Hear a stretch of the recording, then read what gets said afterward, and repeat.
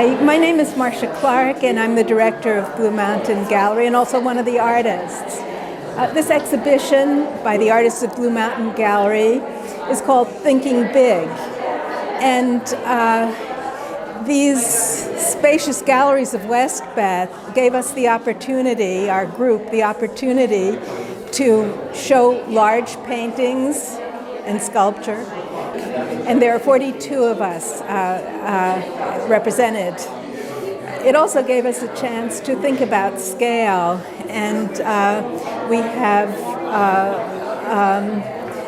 approached this in various ways. There are a number of artists present who are in the show, and as we move around the gallery, they will be speaking about their work. And the first one to speak will be Joan Marie Kelly, whose painting is right over here. Hello, my name is Joan Kelly, and I'm part of the Blue Mountain Gallery. I just want to say thank you to all the Blue Mountain artists for the organization, and especially Marcia Clark. So today I want to talk about my specific interpretation of thinking big. I do a lot of paintings that are about women's work and women's work in Asia. I've been living in Asia for 12 years, teaching at a university in Singapore. And here, what I'm trying to say is I'm trying to bring attention to women that work outside of markets and outside of branding and are spending time on something they really believe in their traditional practice. Trying to give attention to traditional practice as people that they're the ones that are thinking big. They're the ones that are thinking outside the norms today. They're the ones that are thinking beyond markets and branding, and they're the real innovators of today. So I'm trying to bring attention to this practice and how it comes through in a globalized world, how people have to transform that practice to keep on in our urbanization and globalized societies. Thank you. Thank you. Thank you. I'm Janet Sawyer. This is my painting. I was a member of the Green Mountain Gallery originally and went on to be in the Blue Mountain. And when I started out in the gallery, I did do figurative work about 10 years ago. I guess I felt that subject matter was restricting me somehow from doing what I most enjoyed or felt most excited about, making a painting, and just gradually got rid of everything but the colors, the way the colors interact, the way the spaces interact, the rhythms. I changed them a lot, and I leave sometimes little ghosts of what I shifted around and how the painting evolved. This one is called Mare. It's hard to give them a name. Sometimes they feel like they already have names. I felt that the colors evoked France, obviously, and the way the spaces worked kind of reminded me of the neighborhood of the Mare. So I named it that. My show is the next one. These are 12 feet long, and it's coming up at the Blue Mountain. Opens November 30th. So. Thank you. Thank you. I'm Rose Weinstock, and this is my painting, Cast Iron Column.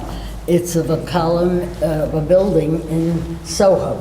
I don't know if you know it, but most of Soho was built, I think, at the very beginning of the 20th century, and they used a lot of cast iron. It was a relatively new material, and it gave a lot of support so that they didn't have to use other supports. I painted it because there was a juried show coming up that required something cast iron, and I wanted to get into the show, and I did. I don't know what I can't think of anything else. If you have any questions, I'll answer them. That's good. Thank you.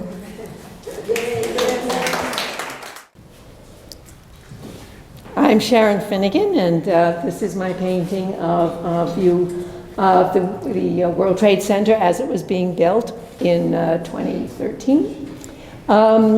So it is the view from my mother's window, and I moved into that apartment when I was adolescent. So I, lived there till about 20 or so, and she stayed there for the rest of her life, and I inherited the apartment a couple of years ago when she died, and I decided to have the most expensive studio that I've ever had in my life, because, it's lower Manhattan now. And she had 9 feet of windows across the living room looking out on this. So this has been something I've been looking at since I was 15 years old, and I did paintings in my 20s in that apartment of the first World Center being built with cranes on it, and I wanted to kind of come full circle, and I actually was looking at it on 9/11. I was supposed to take her to the doctors that day, so I saw that go down, and then, I started to watch this come up, and I thought, it's like a cycle. I do many cycle paintings. This is one of 7 paintings that I did of that view. They're all the exact same drawing, all right? So I freehanded. Everything is perceptual and freehand. So I did the drawing to scale, freehand, okay? And I don't use photos, almost never. My husband always was pushing me because I'm not a fast painter. But I felt the photos weren't enough information for me, actually. So I'm perceptual, and I did the drawing, and then I transferred it to all the other canvases. I did 4 this size, and I did 4 that were small, in all different seasons, different times of the year, and seasons and time of day, actually, yeah. So it was a cycle, snow, rain, winter, summer, So this was winter. This is a winter night, actually. It's on West 9th Street, if you want to be really curious. It's on West 9th Street. And we're on the 8th floor. So we've seen straight down to the World Trade Center ever since the 60s when we moved in there, actually. So cycles for me are a lot about a woman's life. I also teach art history, and I find that in early religions, cycles are very much the basis of religion, and I think that it's a very healthy way to think about life, that we're part of a cycle, rather than, a linear progression of, aimed at some kind of endless, goal of success. And I think that if a woman thinks about it as it's cyclical, that it's healthier, and you know that you're going to raise a child, you're going to have to take care of the parent, you're going to have your work, but you'll always come back to it. Because when women stop painting, they think, oh my God, I'm not really a painter anymore. I have to do this family stuff, or I have to do something else. So I think that this is my attraction to cycles. And so I've done many in the country, in other countries, of the same view at different times. So that's my story. Are there any questions? Wouldn't you say landscape painters that paint different seasons are also doing cycle paintings, whether they realize it or not, that it's part of whatever it is, rebirth and die? Yes, whether it's conscious or not. I mean, probably Monet is one of the early sort of, well-known ones that did so many cycles. Okay, this painting is by Helene Manzo, and she will tell you a little about it. All right. First of all, I'll tell you, I've been in Blue Mountain Gallery since it started. When I first joined Blue Mountain, I think I was the youngest. I might now be the oldest person, but it provided a community of artists that was really important to me, and it still is. My paintings are, I guess they're cycle paintings because I do focus on landscape. I never thought of them that way, but I'm invigorated by the changes that are outside. I don't try to necessarily do something totally realistic, but I need something to hang my paintings on because it's really about an emotional response that I'm having. And I hope that I give everybody maybe a different response to my paintings. And if you have any questions about, someone said to me, what about that blue area? And I was like, you know what? I just decided that area had to be blue. And it turned out when I went out and walked, this is my property upstate, I looked at it and I said, oh, that's somebody's garage. I just totally decided to use that shape and turn it into something blue. So it's My paintings are about what I see, what I feel, and what I imagine. And I hope you can imagine something else and feel your spot, or that you're standing there. And that's it. Thank you. Thank you. Thank you. I'm Robert Alberetti, and this painting is called The Sight. I don't know where it came from. I really don't. But I do know that I was encouraged to scrape and use a lot of graphic techniques in my work, so that you have areas that are scribed, that are scraped, that are burnished, that have a lot of printmaking qualities to them. The lines that appear in here are through scratching, through incising, through razor blading, through all kinds of abrasives. And sometimes I would just play with the area. Other times I would just love what's going on in terms of the whites that balance out each other, etc. And I think it's a very exciting painting because of the printmaking techniques that are involved in it. And I just hope that you can get a good sense of what's going on here with the line that transforms, and it goes from thick to thin, etc. And I just love this painting. I really Great, thank you. I'm Pamela Berkeley, and this is my painting of John Malkovich. And the theme of the show was Thinking Big. Before I joined the gallery, years ago, my paintings were very small. They were very tight. Paintings of lace and reflective glass, translucent things, goldfish bowls. And then I was attacked by a dog who bit through my wrist, my hand, and my hand was paralyzed for about a year or so, and luckily I was able to have microsurgery, and I was able to use my hand, but I couldn't grip the tiny 000 brushes that I had been used to using.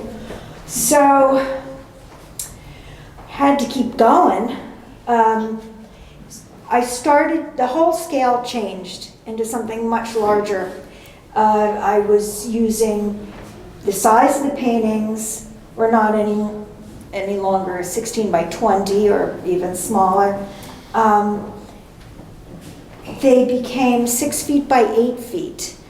And I was using large brushes in a large space, a large loft, with a lot of elements, Then I started hooking up with friends of mine who were actors, other artists, and I would dress them in different costumes and put them in different environments.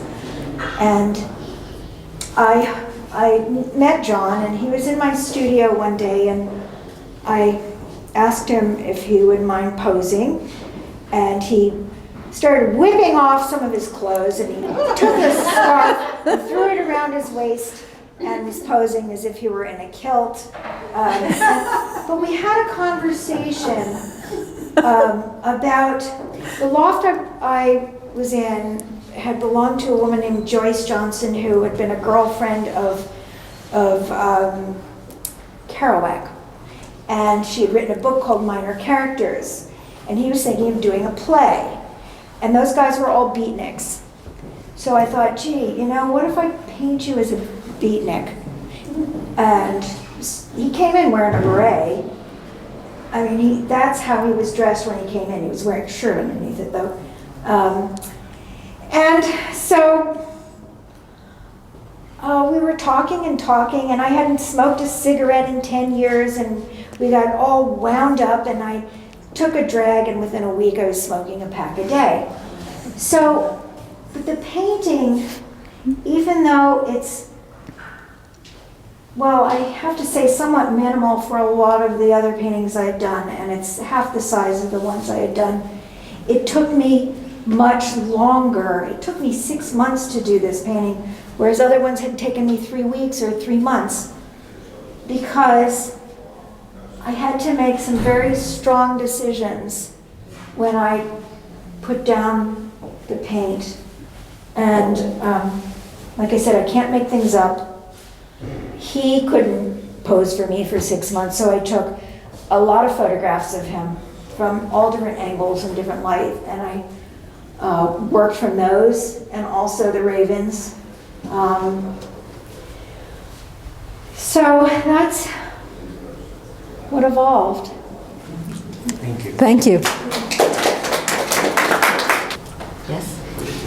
I'm Mary Lou Alberetti, and my passion for architecture and travel has evolved into a love of doing mixed media, ceramic reliefs, paintings, all influenced by the architecture of southern Spain, Italy, Morocco, and some of the buildings that my husband and I find as we explore some of the back streets of the villages that we visit.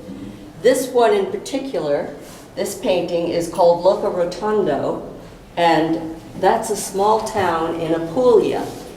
And the quatrefoil, which is used here and repeated, is something that one would usually find in a church or some amazing building. But this one was found in a little outbuilding, which may have been a barn or it may have been a shed. But I was just so intrigued that the architecture of the monuments would appear in such a small, unimportant building. So I retained that, took lots of pictures, did some sketches, and knew it would show up in many of my pieces. And since we had to do a large painting for this particular show, my smaller collages and mixed media pieces evolved into this final painting. Thank you. Okay. I'm Leslie, I use my middle initial, Leslie K. Brill. I'm happy to be a member of Blue Mountain Gallery. I think I've been a member for 20 years. This piece is a deviation from what I had been doing, and I did it with 2 hands. It's less realistic. I got to work all my abstract principles out. It gelled quickly, and I left it. It's very difficult to show big work, and it's very difficult for people to buy, to put big work in their house. So I'm happy for this occasion.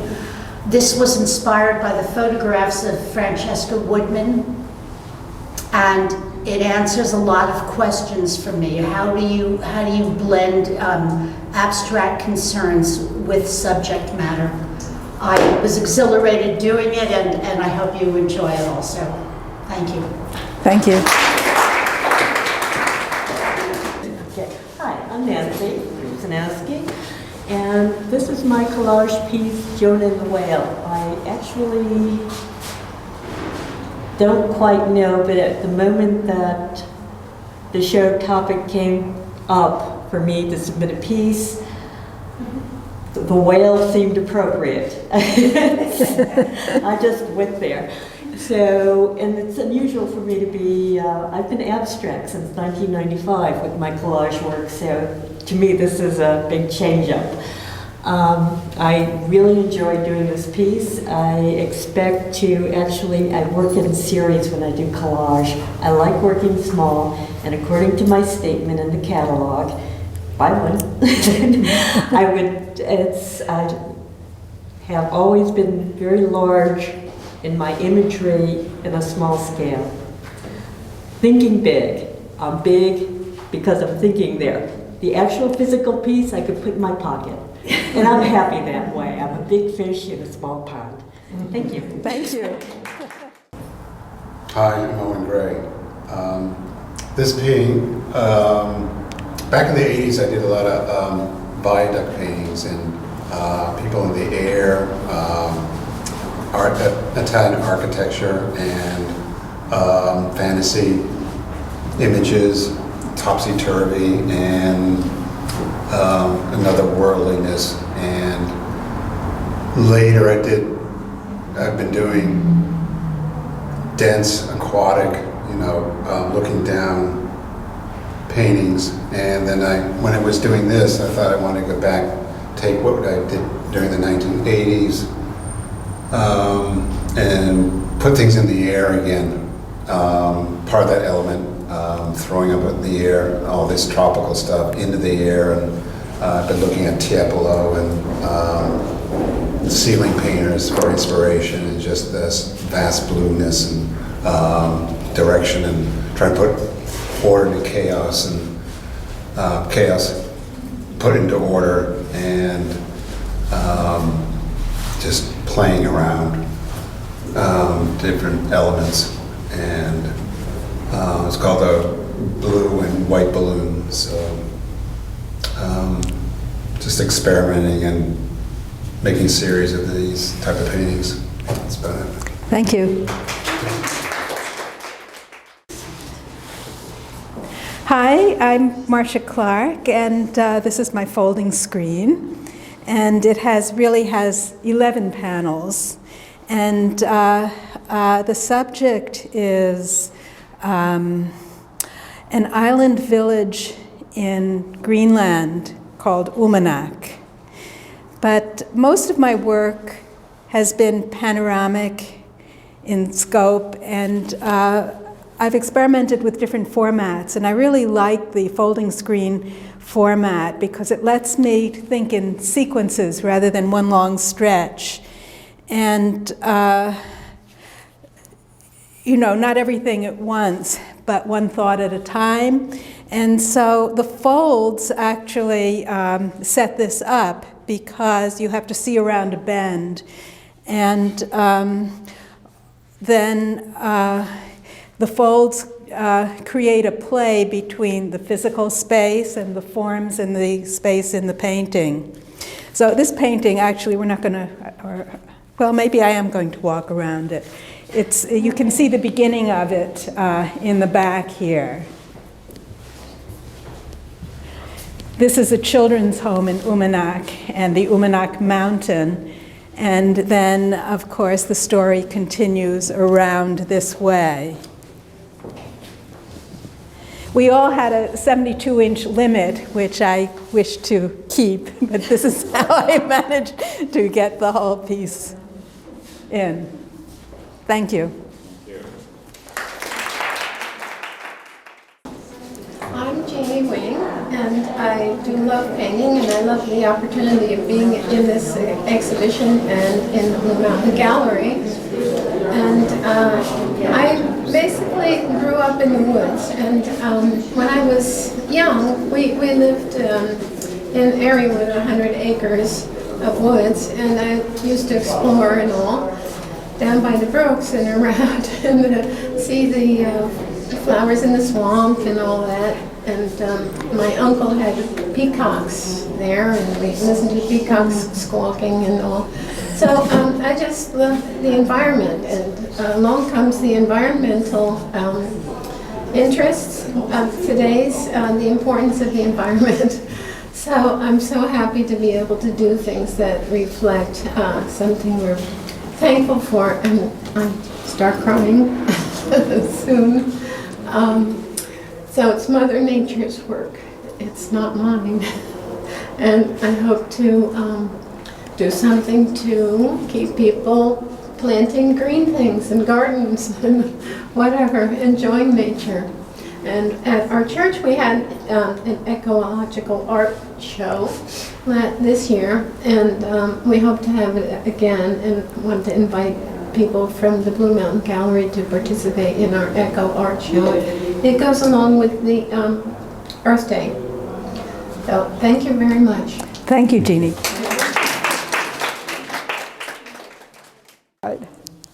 Hi, my name is Judith Evans, and I'm a pastel artist, and I thought when I went out for this painting that it was too late.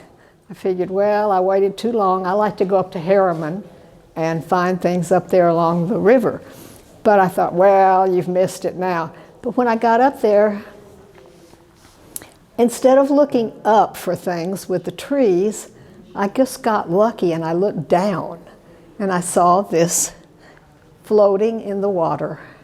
So it was just lucky, and then the sun came out and there it was. So somebody meant me to have it, I guess, but I'm thrilled with it. And it's done on black paper. It's black sanded paper because this is a pastel.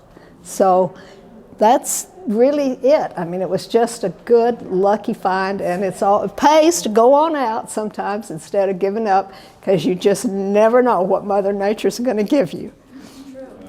Thank you.